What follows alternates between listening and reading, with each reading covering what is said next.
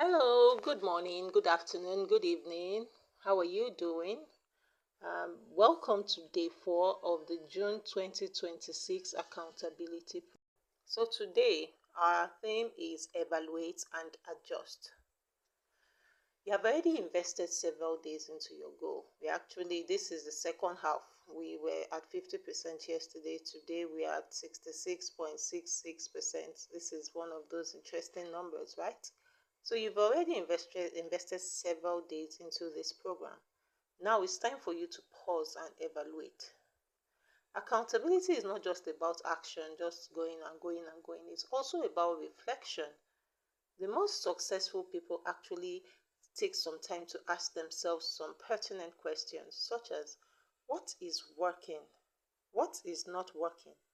What should I continue? What should I change? If something is not producing results, first of all, don't just immediately say, you know what, I'm not doing it again, I'll just quit. And I know there's a relative I have that I feel like she would have been done better in life if she just had a bit more staying power, if she did not just quit every time there was an obstacle. But one good question I heard someone ask on a podcast as well was that, how do you know when you should persevere and when you should quit, that this idea is really not working and you're not going to there is a waste of your resources? I'm going to attempt to answer that question. First of all, you adjust before you quit.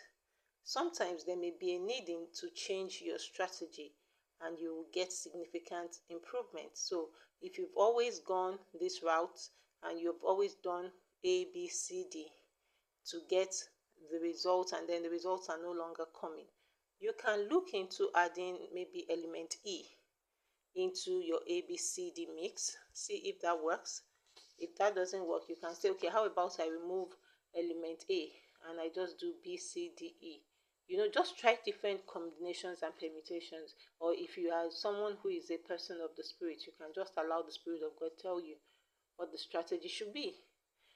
But someone would say not everybody is a person of faith. So the first answer was for people who don't do the Holy Spirit things. But for those of us that have that advantage, you can just ask the Holy Spirit, what should I do?